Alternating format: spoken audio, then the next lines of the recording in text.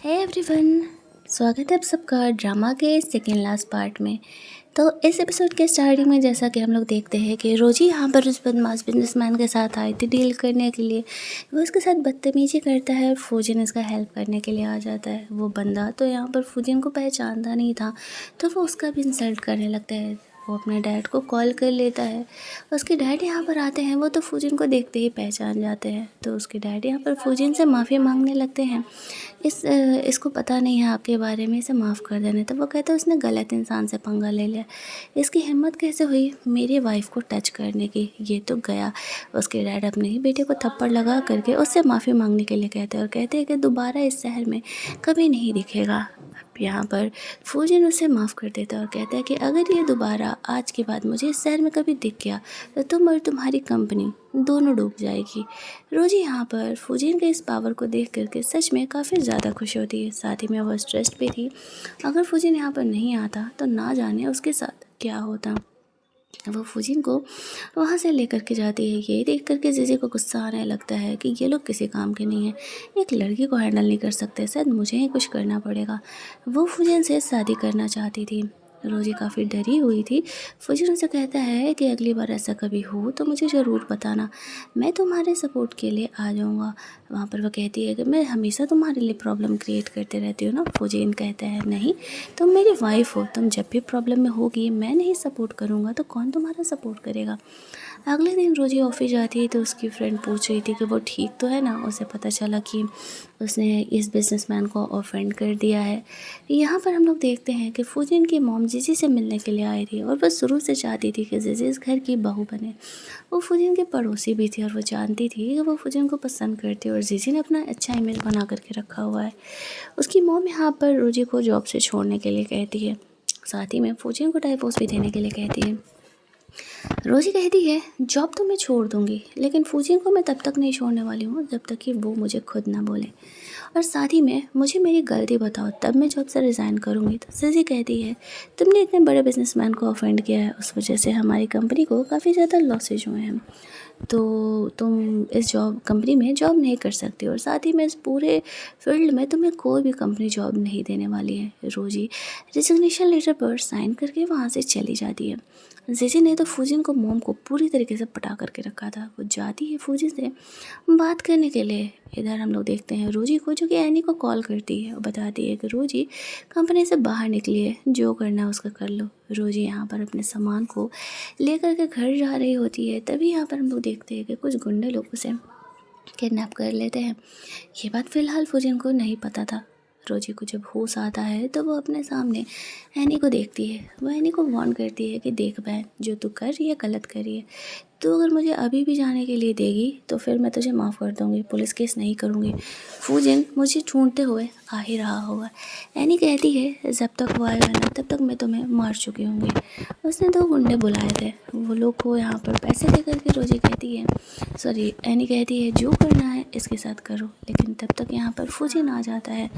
रोजी वहाँ से तब तक बाहर निकल चुकी थी। वो उसे वहाँ से लेकर के जाता है। रोजिन को जब घर में होश आता है तो वो काफ़ी डरी हुई थी। उसे याद आता है कि फूजिन ने उसका जान बचाया था।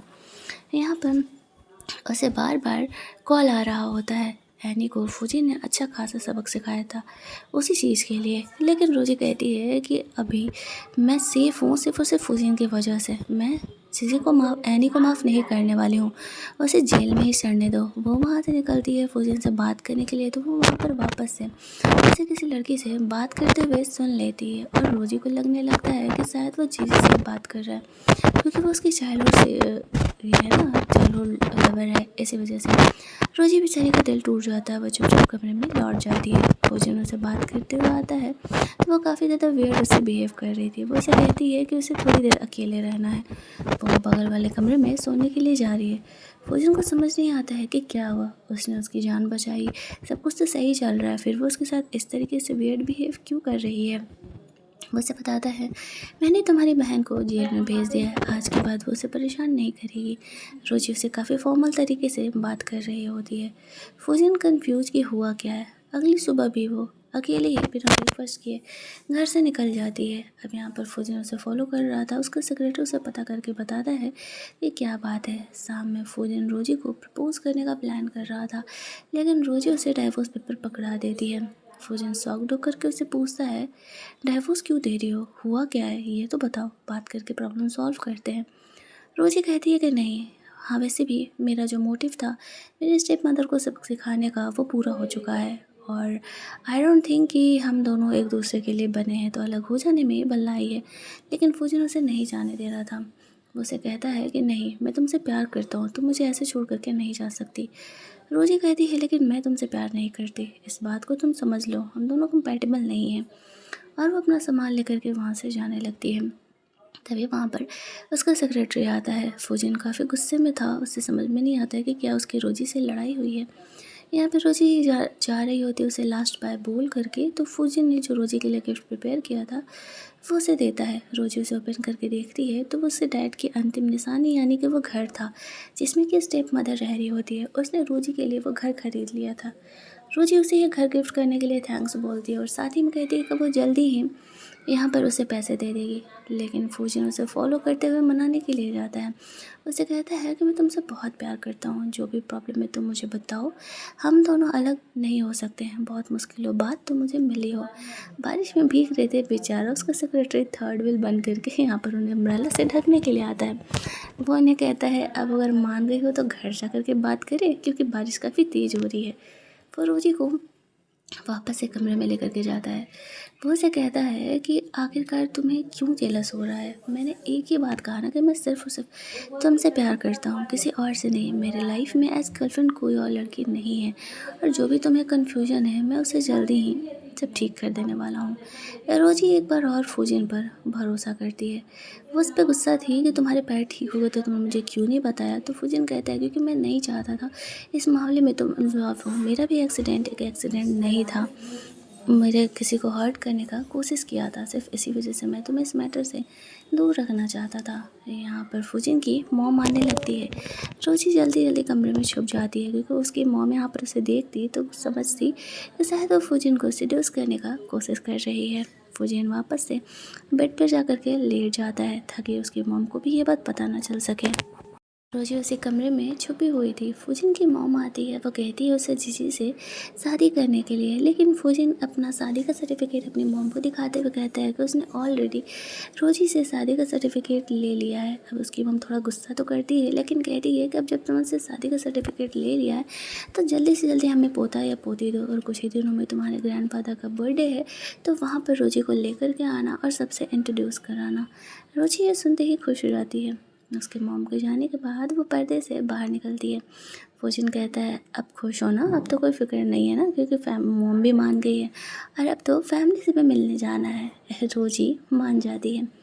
दोनों रोमांस करते हैं। अगले दिन सुबह जब दोनों एक दूसरे से बात कर रहे होते हैं तो फूजिन को बार बार जीजी का कॉल आ रहा था। रोजी को जेलस तो होता है, लेकिन वो फ़ोन उठाने के लिए बोलती है। फ़ोन उठाने पर पता चलता है कि वो उसे कह रही है पार्टी में आने के लिए। वो लोग 3 दोस्त हुआ करते थे, 2 लड़का 1 लड़की, जिसमें जीजी एक थी, वो उसकी पड़ोसी थी। तो वो रोजी को अपने साथ पार्टी में चलने के लिए कहता है। वो कहता है शादी के इतने दिन हो गए तुम मेरी फ्रेंड्स वगैरह से नहीं मिले हो, चलो मैं तुम्हें आज सबसे ऑफिशियली इंट्रोड्यूस कराऊंगा, और तुम्हें मुझे प्रोटेक्ट भी तो करना होगा क्योंकि किसी को पता नहीं है ना कि मेरे पैर ठीक हो गए। रोजी यहाँ पे फूजिन के साथ जाने के लिए तैयार हो जाती है। अगला सीन हम लोग पार्टी का देखते हैं जहाँ पर किसी जी अपने एक और फ्रेंड को लेकर के आई हुई थी। पहले ये तीनों एक ग्रुप हुआ करते थे। यहाँ पर सबको पता था कि जीजी फूजिन को पसंद करती है और वो लड़का जीजी को पसंद करता था, लेकिन जीजी ने उसे कभी भाव ही नहीं दिया। फूजिन यहाँ पर रोजी के साथ आता है, वो यहाँ पर सबको ऑफिशियली इंट्रोड्यूस कराता है। सब यहाँ पर फूजिन को पार्टी में लेट से आने के लिए ड्रिंक करने के लिए बोल रहे थे, लेकिन तभी रोजी बीच में आती है और कहती है कि एक्चुअल में ये हस्बैंड है मेरा, तो ये ड्रिंक तो अभी फ़िलहाल करेगा नहीं, मैं उसके बदले ड्रिंक कर लेती हूँ। जिसी बात बात में खुद को कुछ ज़्यादा ही फूजिन के क्लोज दिखाने का कोशिश कर रही होती हैं। लेकिन यहाँ पर फूजिन उसे क्लियर कर देता है कि हम लोग जहाँ भी घूमने गए हैं हर जगह हमारा ही फ्रेंड भी साथ रहा है, तो हम दोनों का कोई स्पेशल मोमेंट तो बना नहीं है जो तुम मुझे बता रही हो कि तुम मेरी क्लोज हो। तो मेरे और मेरे वाइफ के बीच में मिसअंडरस्टैंडिंग क्रिएट करना भी बंद करो। जैसे यहाँ पर ड्रामा दिखाने लगती है कि वो खुश है फूजिन के लिए, वो रोजी के साथ खुश है, फलाना ढिमकाना करके अपना इमेज मेंटेन करके रखा हुआ था। जैसे तैसे करके पार्टी वार्टी कंप्लीट करके वो लोग घर लौट रहे होते हैं। रोजी तब तक बहुत ज़्यादा नशे में हो गई थी। फौजन उसे कहता है दोबारा ऐसा नहीं करने के लिए। अगली सुबह उसे वापस से जीजे का कॉल आता है। वो उसे फैमिली पार्टी में बुला रही होती है। वो फैमिली पार्टी में इसलिए जा सकती थी क्योंकि एक्चुअल में वो उसकी पड़ोसी थी ना। ये बात रोजी फौजन को बताता है। फौजन कहते हैं अगर तुम्हें नहीं मन है तो तुम मना भी कर सकती हो, लेकिन रोजी कहती है नहीं, अभी इनविटेशन मिला है, चलो चल करके देखते हैं। दूसरा सीन हम लोग उसी पार्टी का देखते हैं जहाँ पर किसी से एंजॉय कर रही थी। उसने जानबूझ करके रोजी को बुलाया था। वो अपने इस फ्रेंड के साथ मिल करके रोजी को यहाँ पर सबक सिखाने का प्लान की हुई थी। यहाँ पर फौजिन रोजी के साथ आता है। दोनों से बात करने के लिए जाते हैं। फौजिन का सौतेला भाई लू भी वहाँ पर आया हुआ था। उसे जाकर के जैसे जानबूझ करके प्रोवोक कर रही होती है रोजी को लेकर के, और साथ ही में उसे ये ड्रिंक यहाँ पर करने के लिए देती है। और वो ढक्कन इंसान ज़्यादा ध्यान नहीं देता है और वो ड्रिंक कर लेता है। यहाँ पर वो रोजी का ड्रेस ख़राब करवा देती है और फिर रोजी वो ड्रेस चेंज करने के लिए जाती है, जहाँ पर कि वहाँ पर वो लू से मिलती है और लू पर वो दवा असर कर दिया था और वो यहाँ पर उसके साथ बदतमीज़ी करने लगता है। दूसरे साइड यहाँ पर जो जीजी होती है और कुछ लोगों को और फूजिन को लेकर के वहाँ पर आ जाती है, ये कहते हुए कि मैंने रोजी को लू के साथ वॉशरूम में जाते हुए देखा है। वो जानबूझ करके उसे किसी और के साथ पकड़वाना चाहती थी। रोजी वहाँ से निकलने का कोशिश कर रही थी, तब तक वहाँ पर वो लोग पहुँच जाते हैं और ड्रामा का ये वाला पार्ट हमारे यहाँ पर कंप्लीट होता है। तो अगले पार्ट में हम लोग देखेंगे कि यहाँ पर क्या रोजी सच में यहाँ पर लू के साथ पकड़ी गई है या फौजी ने प्रॉब्लम को सॉल्व कर दिया है। इस ड्रामा के लास्ट पार्ट में ज़रूर आना।